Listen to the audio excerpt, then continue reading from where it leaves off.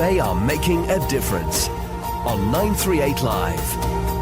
With some determination, perseverance, and a whole lot of sweat, one very brave man will be taking on the 2015 Brazil 135-plus Ultramarathon in 2 days' time on the 14th of January. 61-year-old Lim Nhi Huat is the only Singaporean in the competition and will be the very first Singaporean to attempt to run the 281 kilometers non-stop under 60 hours. Through this race, Nhi Huat is also raising funds for Habitat for Humanity Singapore. He has raised close to $50,000 in donations so far and aims to raise another $100,000 to meet his target of $150,000. We talk some more to Singapore's very own Ultraman. What happens during an ultramarathon? There are many uncertainties when the man, a runner, covers distance, say, 100 kilometers. Anything can happen to the body. And so, for instance, you are muscle ache, you will experience a muscle cramp and blister, and also sometimes people also have some urge of vomiting. So all kind of the funny things that we have not experienced during the training will happen. So it sounds like quite a dangerous process, and you have taken part in quite a few ultra marathons already and will be taking part in the 2015 Brazil 135 plus ultra marathon. Actually, this is the extension of the old route called Brazil 135, which is 217 kilometers. So for this new event, it is actually a total of 175 miles, equivalent to 281 kilometers, with each 7 marathons. So all the runners are expected to finish the event within 60 hours of cut-off time. So it's the longest ultramarathon in Brazil, and I believe also it's one of the longest ultramarathon in the world. Yes, you're going to be the first Singaporean to try this, and we are so proud of you and all supporting you all the way. And you're actually currently 61 years old. You're a grandfather to 3 already. Yes. When did this obsession start? My first ultramarathon was actually in Singapore. That is 2005 September.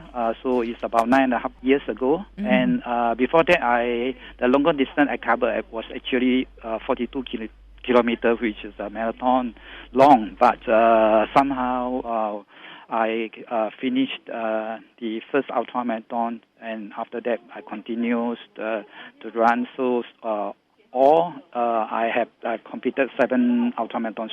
So it's within the 9.5 years time. How do you keep yourself motivated, not only through your training, but especially during the actual marathon itself? I think this kind of extreme endurance sports, we need to expect things that are expected. So during the training, of course, we must have enough marriage, and during the run, we must also need to how to overcome all the difficulties. So I have learned many things through the balance competitions. Is it more difficult physically or mentally? I would say both are all very challenging.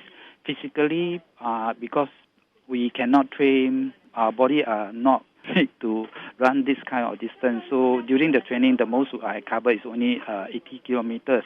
But on the actual day, we had to tolerate the kind of discomfort and pain.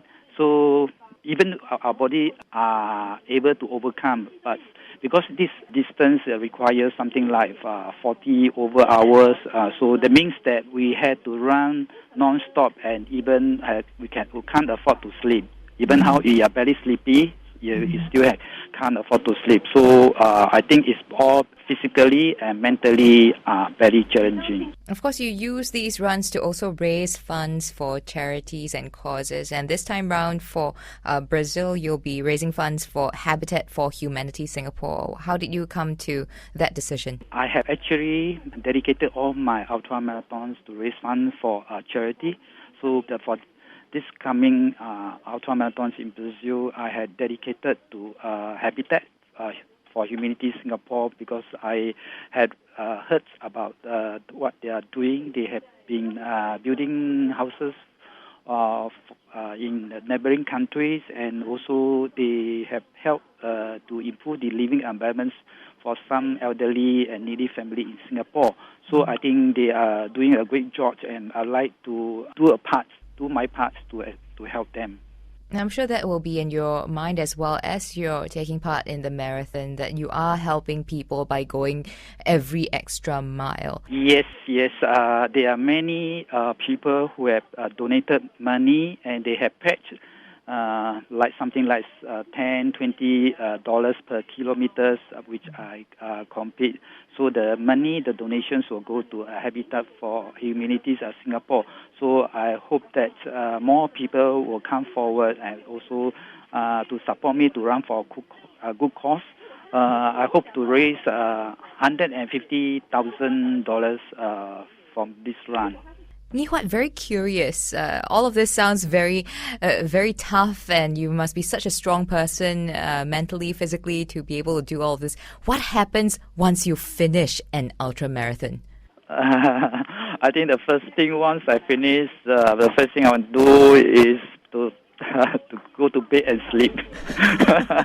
But sometimes I think we have to learn how to enjoy all the things we are doing. So hopefully that I can have fun during the run, and also I think this is a thing that I like to do, because to running for a good cause, I can be blessings to others, which with this in mind, and all the support from the sponsors and the donor, and all this will be pushing me and motivate me keep going. And possibly some of those funds will go into building the house and the bed for you to sleep on once you're done with the marathon. Good luck, Nhi Huat. We are really proud of you and supporting you all the way. Thank you very much. And that was Singapore's very own Ultraman Lim Nhi Huat, who will be taking part in the 2015 Brazil 135 plus Ultra Marathon in 2 days' time on the 14th of January. If you'd like to support Nhi Huat and his race and contribute to his fundraising, you can follow his journey at www.facebook.com/habitatsg or donate at www.omj.sg. This has been They Are Making a Difference. Thank you for tuning in. I'm Daphne Lim. They are making a difference on 938 Live.